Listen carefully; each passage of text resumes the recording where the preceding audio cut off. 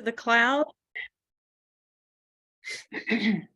Hello, I'm Lucy Robbins, and welcome to Reality Therapy Corner. We meet the fourth Tuesday of each month to talk about reality therapy. And each month we have a featured guest to help us with our conversation, to lead our conversations with us. And today I'm real happy to introduce our featured guest as Kathy Lovett. I slowed down and said the last name correct because she's been Kathy Gibbs all of my life connected with her. So she's with the University of Tennessee, and I'm going to let her tell you about her position and title there. And she's going to lead us in a conversation about reality therapy in higher education. So Kathy, welcome. And this is a good group to visit with and talk with. Yes, I'm really excited, quite honored to be asked to be here today to share with y'all what we do, but also learn, hopefully together from y'all. I am the Assistant Vice Chancellor of Student Academic Support Services and Inclusion at the University of Tennessee Health Science Center. We are located in Memphis.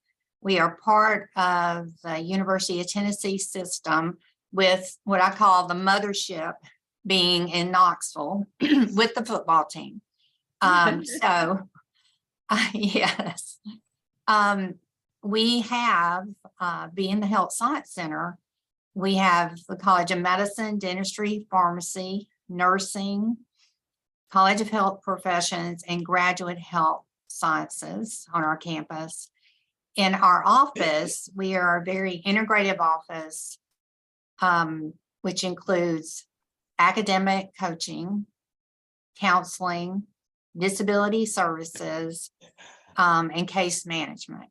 And you may think, wow, that's a lot of people for one office, but we are, being the Health Science Center, we are a smaller campus. I think our enrollment this semester is around 3,100. And we evolved over the years. And one of the reasons I believe we evolved to where we are. When I started as an academic coach, and then in 2000, and I've been here 30 years, just so you know. In 2000, I became the director, and then in 2018, I became the assistant vice chancellor. But when I started, there were 3 of us, and we have grown to a staff of 17.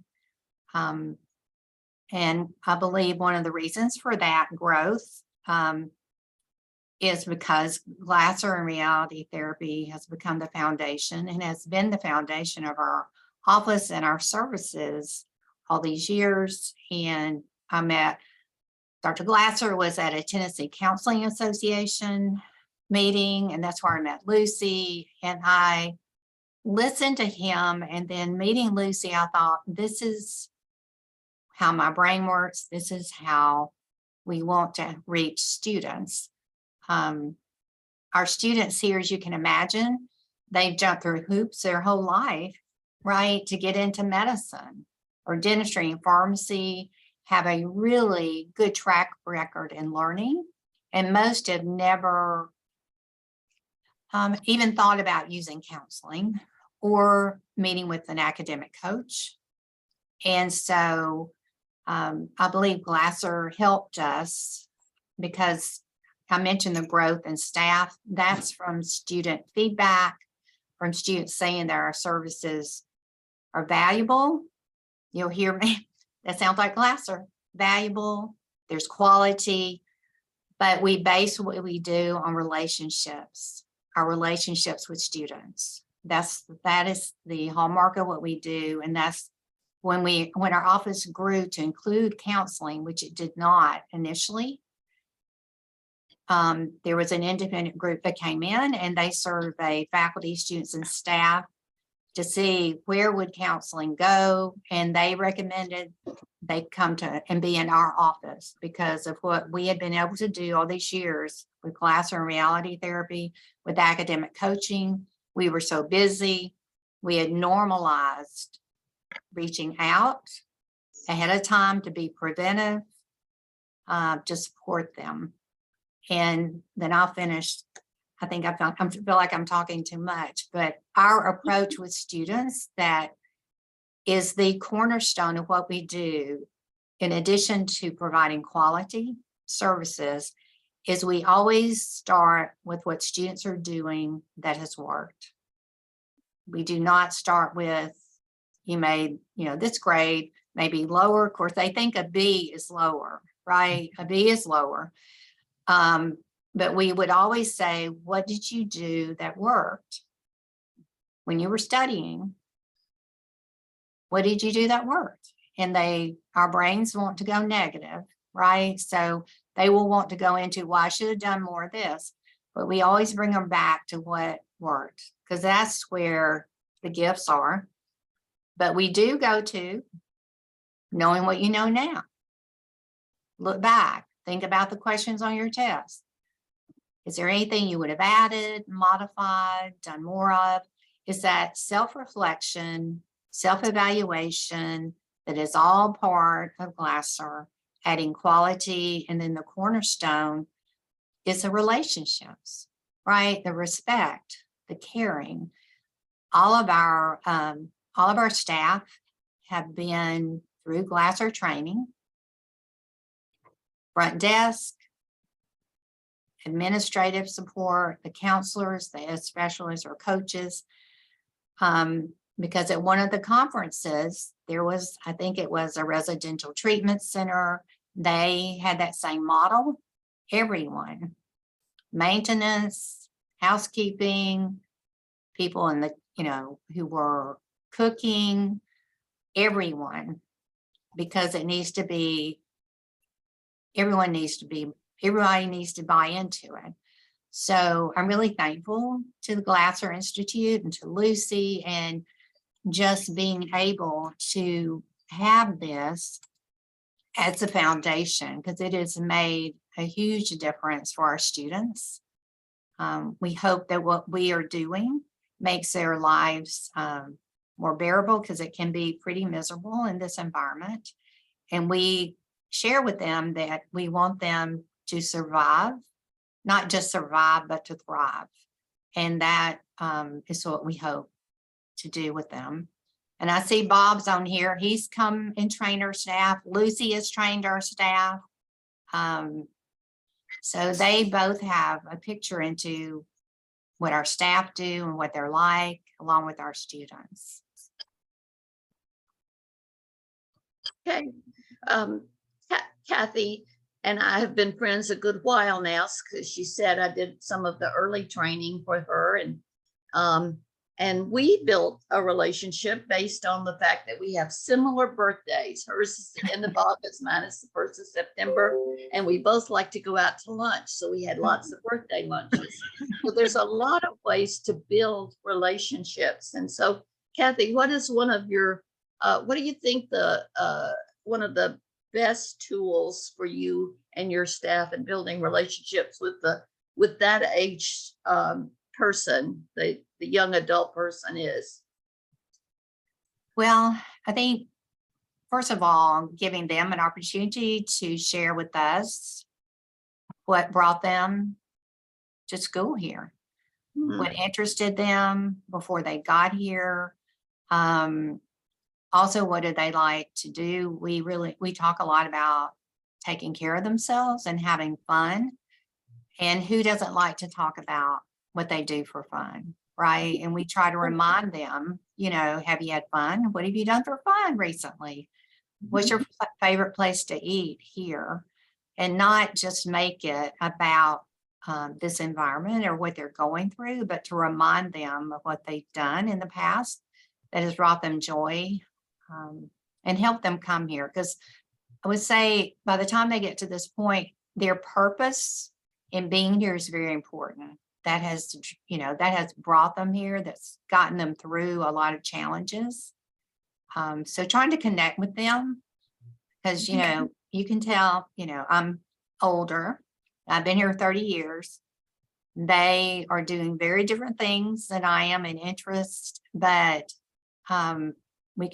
I can still connect with them. And I think it's because I ask more about them than about talk about myself. I also think it's important that they feel caring genuinely from us, and that comes across, I think, not just with me, but with our staff. So that's what I would say. That really helps to make it, it's more about them. And then I also, when I'm working with them, Lucy, and I learned this from Lucy and also from my training, I'll stop and I'll say, from what we've talked about so far, what are your takeaways? What have we not talked about that you wanted to talk about, or did something come up? So always give it back to them. So I'm not talking the whole time, because I really don't know what it's like to be in medical school.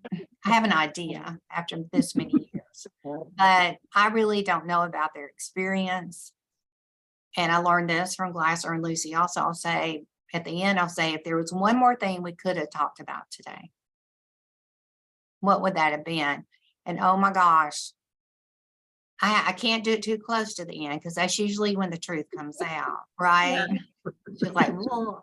So wonderful things I've Might learned. ought to be your first question. Yes, right. And so again, I'm so glad you asked that, Lucy, because focusing on them, checking in, making sure that they're getting what they wanted in their picture, because they had a picture before they come in to see us. They've got a picture of what they want.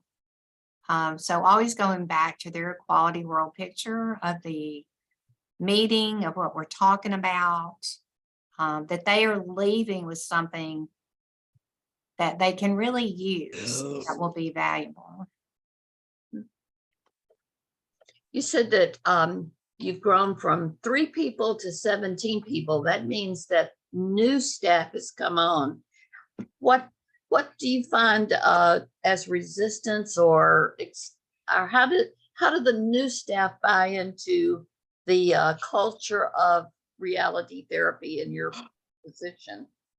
Well, another great question. That can be challenging. I would say that's one of our challenges. And I think it would be true, whatever, like if we had a different, if we based our foundation on any theory, training, as you may know, as you all are, I found for the most part, counselors are pretty independent thinkers, very autonomous. And so the selling has been challenging. But what I use to encourage them, because I can't make them, but it's just show them the difference in how we were when we started, which would be the numbers, right? Because we keep up with usage. So the difference in where we were, how many more students use us now. We do student panels, we bring in new staff so they can hear. And what has happened over the years also is that we have had faculty come to us and say, I don't know what you are doing with our students, but, can you share it with us?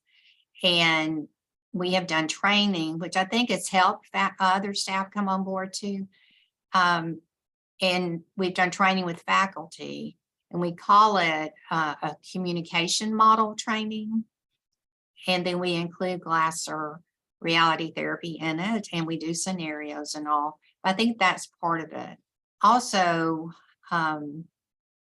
because there's so many of us that do really believe and live out what with Glasser and reality therapy and choice theory, they eventually will see. But I've had some hesitant employees, but I will keep talking to them, right? I work on my relationship with them and the relationship with others.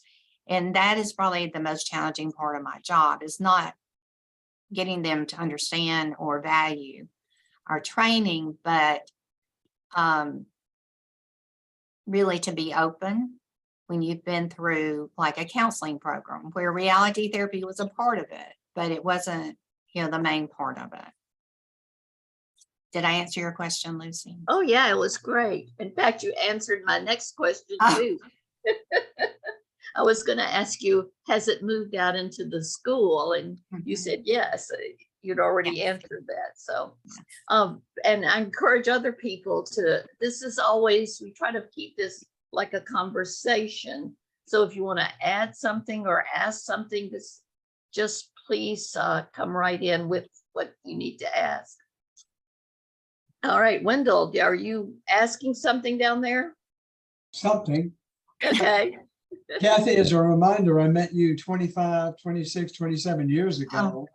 And and you're the ultimate example that a lot of us have encountered with other people being introduced, reading a chapter on reality therapy in the counseling theories course, or going to a workshop. It's like, oh my gosh, this is what I believe in my relationship with people, and this is what I try to do.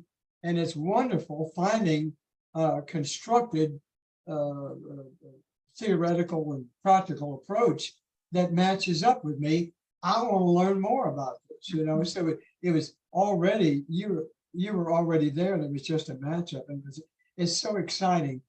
An elementary principal from Oregon or Washington did a role play one time at one of our conferences, and the person was a teacher who was having a hard time with the student and complaining about the student not being cooperative. And this guy, who was a faculty member in the role play, said to the person, "What's your relationship with the student?"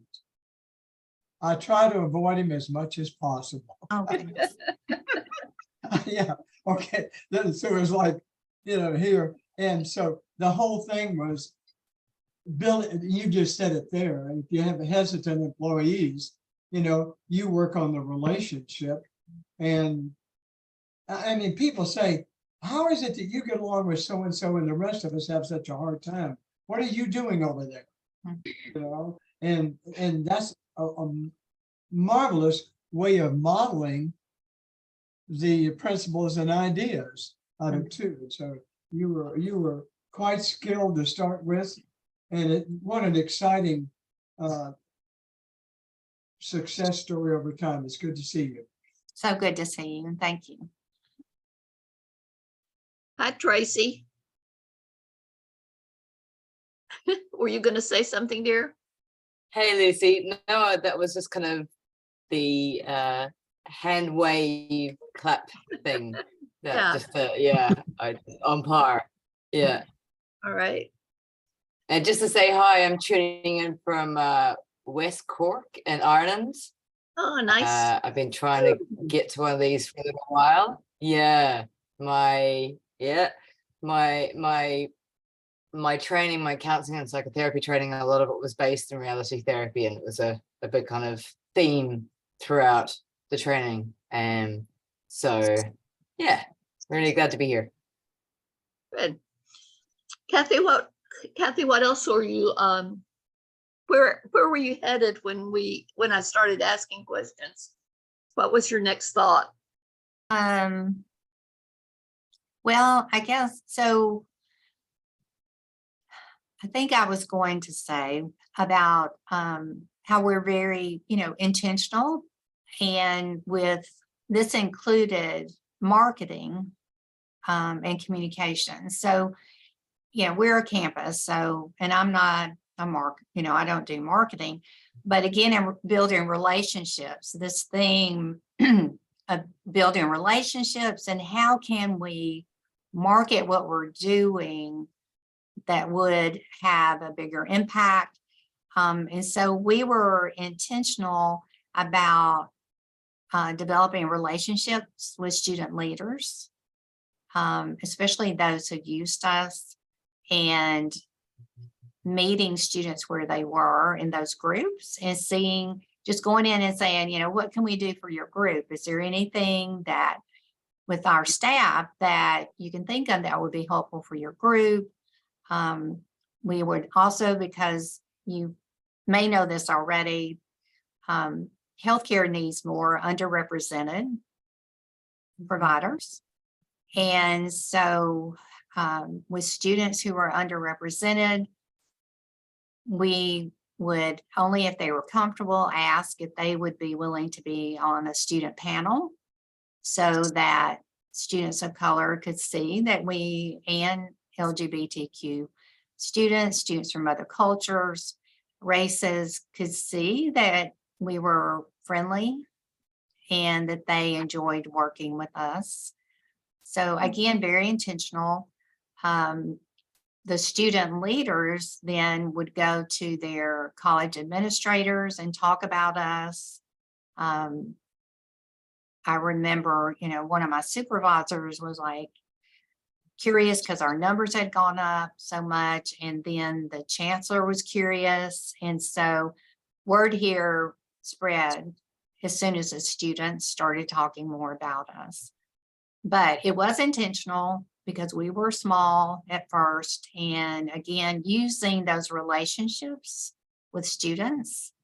And then we also would find some faculty allies who really valued what we did. And so then they would go and tell their colleges and their fellow faculty.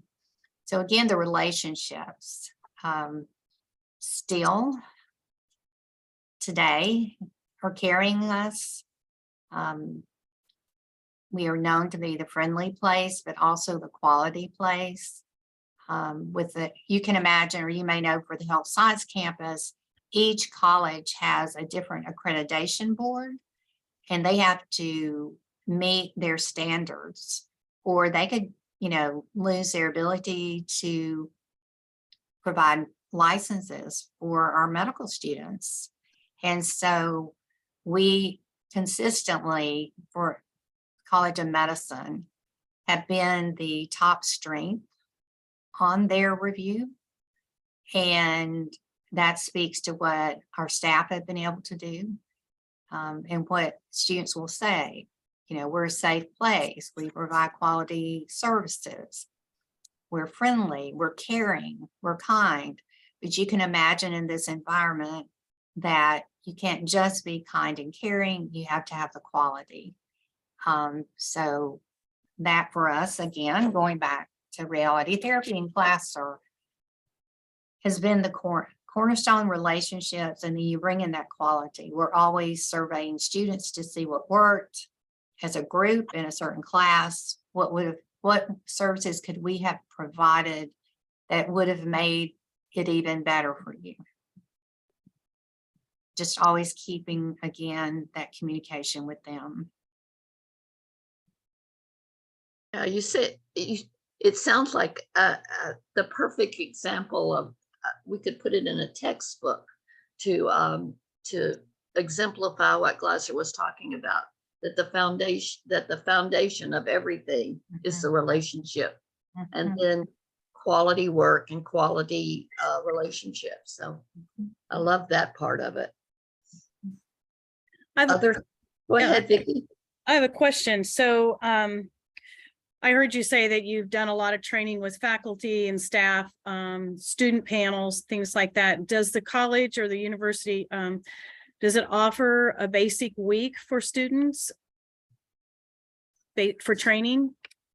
So they have not done that and really haven't thought about that, to be honest. And it's probably because of their schedule.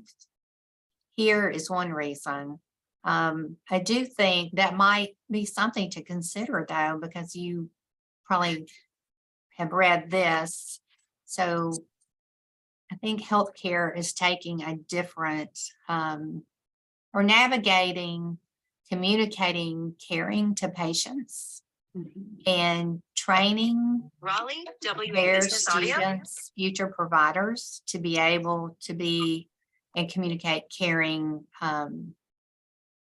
more than has been in the past. So that is a great idea. Well, I was able to work with Bob Wilbeldine at Xavier when he offered a basic week and an advanced week. I believe it was Friday, Saturday, and a Sunday. and we had probably 20 some students. Mhm. And I just found it really interesting, the ones that were there, why they were there. And I wonder how, in my own training and things like that, can I start offering that at universities where I live, Mhm. and how to do that? So yeah, I would challenge you to, or Mhm. encourage either one. How could we do that for the students? Mhm. I think I went in the summer too. I don't think it was during the school year. Mhm. That's a great idea. Thank you for sharing that. And Bob dropped off, and I would ask him to share why he does it. He's been doing it for years at Xavier. Mhm. I had a quick tip on 30 years ago, a high school counselor came to a basic week that I did in Atlanta. And her story was that she had convinced them to try to pay her the fee for coming, and they were savvy and they say, well, we'll pay your fee, but you got to come back and do training for staff. And she said, gladly. She was a very skilled person anyway. And and so then when she went, then the story she told later was, they said, okay, we're going to set up some training here now. You're going to do a little 2-hour presentation for people. And she said, gladly, I'll do as many of those as you want, but do not make it mandatory. Mm. Just say, this is what it is. This is what it's about. I'm the one doing it. She alone would have attracted people, and so I don't know, maybe she got 8 or 10 people. They went back and said how good it was. They did another one, then they get 12 or 15 or 18, and it was just genius, letting others spread the word rather than people being, forced to come and sit, what have you too. But so somehow or another, and that's what Kathy, you've done there, is word of mouth. I mean, other people reporting the quality of their success of relationship with you, plus the way you do things, and it's just an easy thing. Over and out. Thank you. So So- Wendell, Go ahead. I was thinking what Wendell said, and at that last one we did last summer, the Midwest region granted 11 of those people that were in that group $100 scholarship, so they become a member of Gift US, and they were really excited about that. Being students, being a member, having the advantages that they do. So that was just something else that I was able to add into that training. That's great. Thank you, Tracy. So Kathy, do you have a story about staff or a student that really exemplifies your work or reality therapy? Well, I have to think. I don't have just one. I think when I mentioned it a few minutes ago that when we meet with students, what we're really encouraging them to do is to be reflective, do their own, self-reflection, self-evaluation, to be engaged. And one story, and we hear this because really what we're trying to do, we would love we love to meet with students, but what we hope is that we meet with them a few times and then they can do some of what we're doing on their own, right? The self-reflection, the self-evaluation. So one example would be, and I've heard this multiple times from students, they'll say, it's not just me, but from other staff, they'll say, I was taking the test and I thought about, Miss Kathy was in my head, or Miss Tia was there in my head saying, what do you know? What do you know about this? What do you know? What do you know? What do you remember from studying? What would you do? Go with what you know. just different things. They'll care when they come back and they say, we were with them when they were taking a test or studying, then I think our work is done, right? That's really the whole purpose, because we are asking some of those same questions. We're not just sitting and telling them what to do or what to think, but we're helping them develop the self-awareness, self-reflection, self-evaluation, self-assessment that we want them to take with them, because they're going to be, we want them to, because I think it's better for them overall, but also for their learning. But as they go into healthcare, we want our healthcare professionals doing that, right? We want them to be reflective and self-aware and do their own self-evaluation.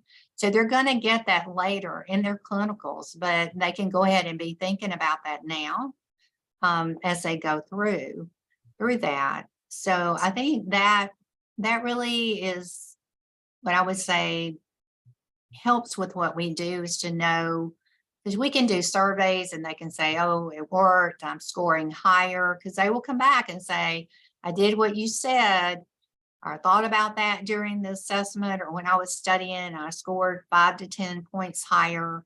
And that makes us feel really good. But when they start saying they're doing it themselves without us sitting across from them, then we feel like, our work is done, right? Like that is what we want for them, because it's going to help them in the long run. So another thing I was going to share is one of our mantras is all behavior is purposeful. And that in this environment is sometimes hard on both sides for faculty to have that, and for us, not just faculty, but us as professionals in this environment, to be thinking, is that behavior from a student really, like, why would they, right? Which try not to get into the whys, but, and then encourage our students to think about, for a faculty member or staff member, what could be another reason for someone's behavior, and could we give them some grace in that behavior? And so I mentioned the communication model training that we've done with faculty and staff, and that is something that we share with them, is that statement, and discuss how what we may perceive as behavior that you would not expect from a graduate and professional student, right? Because they come in and we can have higher expectations for them, higher standards, but to ask yourself, what is the purpose of that behavior?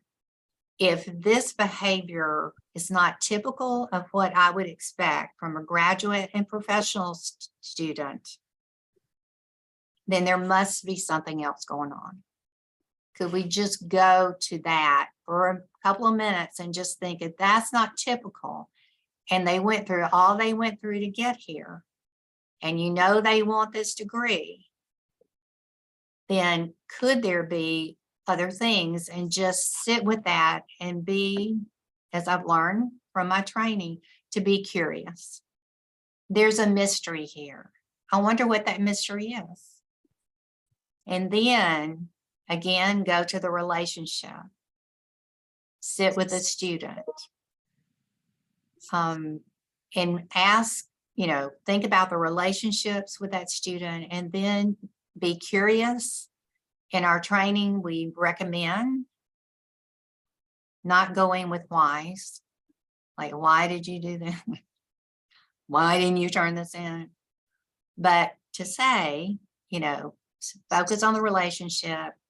So many other ways to get information than using why. And majority of the time, there is something else going on with the student. Personally, financially, emotionally.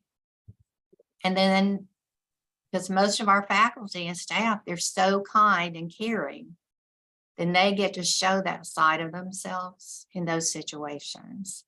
So that has been it's been valuable for our office in working with students, but in this environment, especially for faculty and staff, I think we really benefited in that, and how that changes not only the relationships that faculty and staff have with students, but also the outcomes sometimes. Because when you go in curious and try to be non-judgmental, then there can be a different outcome for a student.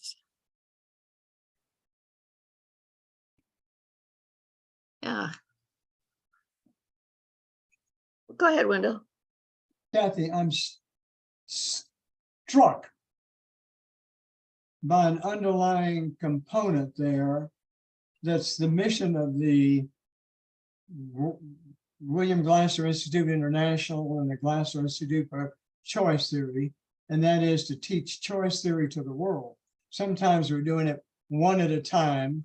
Sometimes you're doing it in a group, maybe a academic, or it may be counseling or what have you, but teaching it.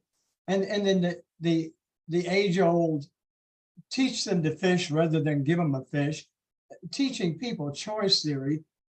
I teach tennis in addition to teaching some choice theory and reality therapy stuff. And I keep saying to people, and it's from the choice theory model, yeah, I want you to evaluate your own behavior and as you play, and to figure out what you did wrong, so that you become your own coach. Mm-hmm. And these folks are becoming their own therapist, their own evaluator of their own behavior, and they learn the model. And it's just, it's exponential like that, what it does. And then of course it doesn't create dependency. In the early years, people used to make fun. They said, because lots of our colleagues were saying, well, I love this reality therapy stuff, but I'm only dealing with clients for 6 or 8 sessions now, and I'm losing money as a therapist. Instead of having them for a year or two, of course, what happens there is they tell their friends and more people come. But what you're doing there, you're teaching choice theory to faculty, to individual students, you're modeling it, what have you, and they become their own coach, their own evaluator. It's so absolutely exciting. Well, thank you. I feel very fortunate. My job, what I do here, I feel like it's my calling, but also the highlight of my life, and I've been able to do this and really love what I do. So I'm very fortunate. And I think because of what we do and what we believe, we have attracted staff who they either come in and they love it, or they leave because it's not the place for them. So I have to say our staff are fabulous, and our students love them, and they love our students. So at the center, they're not just doing counseling. There's other activities going on, like education and test taking and those kind of things. So to see them using reality therapy in other areas, similar areas, but not just pure counseling, is quite delightful. It's like they're living it whatever they're doing with the student, like keeping these basic principles that Kathy has said in mind, whether they're doing something about being better at testing or some educational resources. They have a resource library too there, don't you, Kathy?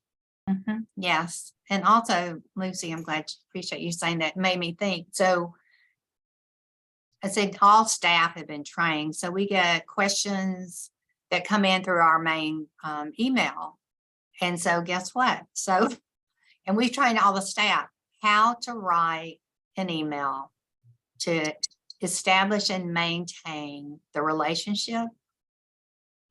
So we do training on that because it's very important to us that we are consistent across all communications across all staff, that because especially with email, something can be miscommunicated, misperceived. Right.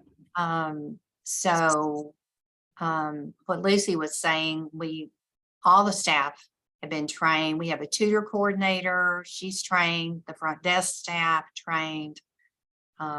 Everybody is, and they'll say when earlier they kind of making fun, but not making fun. They say, they would say, pretend Kathy's writing the email, right? This is Kathy speak. And so they don't say that anymore. But initially it was like, and they would say, I need to think like Kathy. And not that wasn't always a compliment. Let me tell you, not always a compliment. But it became more the culture that's not said anymore. It is the way that we communicate. Yeah. When Kathy, as many of you have been in my workshops that I've been doing lately about asking questions. And Kathy is the reason that I had that workshop. Quite a few years ago, she sent me a book and said, read this book and then come teach it to my faculty. And I said, oh, okay. So I read the book. It was about asking questions and thinking in questions. And then I emailed her back or texted her back and I said, Kathy, I can't teach your staff this because not all your staff thinks in questions. And so that interaction or relationship with Kathy got me thinking about how we think about questions, how we ask them, how important they are to what we do as in reality therapy. And so I have this workshop that every question is an intervention. Yes. And if every question is an intervention, then it's important that we ask the best questions that we can have. So I have to give Kathy thanks for my workshop in that way. We have a few minutes left for some closing remarks. Any questions, remarks, or Kathy, any finishing up or subjects you want to finish up with? I don't know if everyone saw George's post in the chat, but he said, a friend taught me to rephrase the why questions as what questions. Why did you do that? Might be rephrased to what did you hope to accomplish? It's a good example. Mm-hmm. That's not original George material. He got that from the cat Lucy.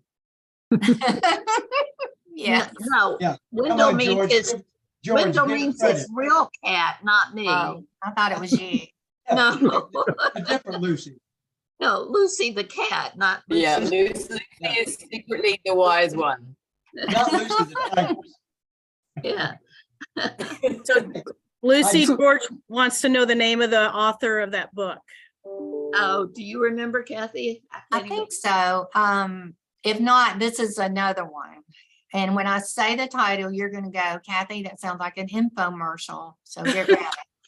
But 2 editions of this book has come out. It's made the author a lot of money, I'm sure. It's called Change Your Questions, Change Your Life. That's the book. Yeah. And Fabulous book. it's a very, very interesting book about whether the way people think about questioning Yes. and where and what kind of thinking their questionings come from. So, Yes. So I couldn't teach it to her staff, but I've taught a really good workshop since then. Oh, yes. Yeah. And to George's comment, when I really want to know reasons, I just ask for reasons instead of saying why. I say, give me 3 reasons that might work. Mhm. You know, That's a good one. yeah, it's just the why word gets people defensive, where if you just ask for reasons, then they aren't defensive. Yeah, Yeah. why questions almost always get misinterpreted and don't give you what you wanted. Mm-mm. Mm-mm. Right, Yeah, right. Well, I Again- feel judged, like I'm being judged with that word. Yeah, yeah. My favorite thing is I would like someday for some 3-year-old child to, so when their parents say, why did you do that? They would say, because I'm 3 years old. Why is a big parent word? Yeah. um, There's, I asked if you, the number of you, I don't think I know, maybe you don't know me. I've asked you, I've put my email address in the chat thing. Send me an email, because I've got a Okay. nice list of about 180 of colleagues and other people interested. And every so often I send a little, thing out. So I like to be connected. And one of the big things we're doing at Gift is trying to increase membership, marketing, those things too. So anyway, if you're interested, do that for me. Saw that, Wendell. You'll have 181 this evening. there's also a link in the chat. If you want to get a CE for today, there's a survey link. You go take the survey and you can get 1 hour of free CEs for today. Please look at that. And then I listed the date for the next one. February 28th, featured Mona Duncan. Yeah, and we also have online Ron, who's going to be our March featured speaker. He's Yes, going to be talking about death and dying. yeah.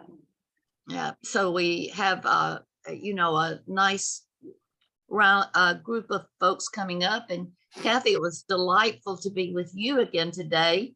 Do you have any closing remarks? Well, I'm just honored again to have been here, and just want to thank those of you I've worked with and those of you I've known through the Institute. And I'm just so grateful that I found you as a community, as mentors and teachers, because it definitely, what I was mentioning before, I think we together have made a difference in the lives of our students and future healthcare workers. And just living and working together with each other, it's made a difference in our office, but you can see now the ripple effects across campus. So I owe that to the Institute and Lucy and Bob and everyone else who's done training with me and with us. So we just keep passing it on, right? Just pass it Me on. too, yeah. Kathy, if someone wants to get a hold of you, do you have an email or a phone number you would like to put in the chat room? Yes, I'll put that in there. Again, it'll have one of my former names, as Lucy mentioned.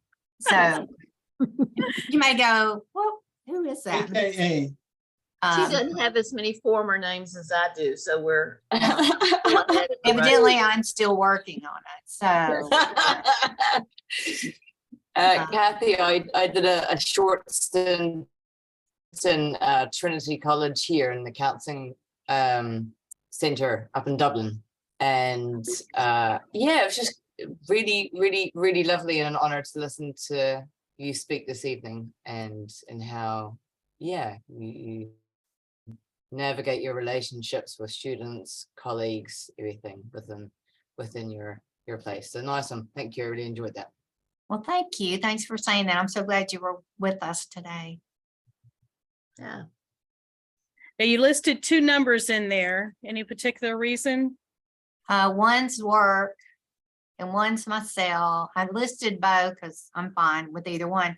But sometimes the work one, we have a new phone system, and I'm sorry, it just does not work very well.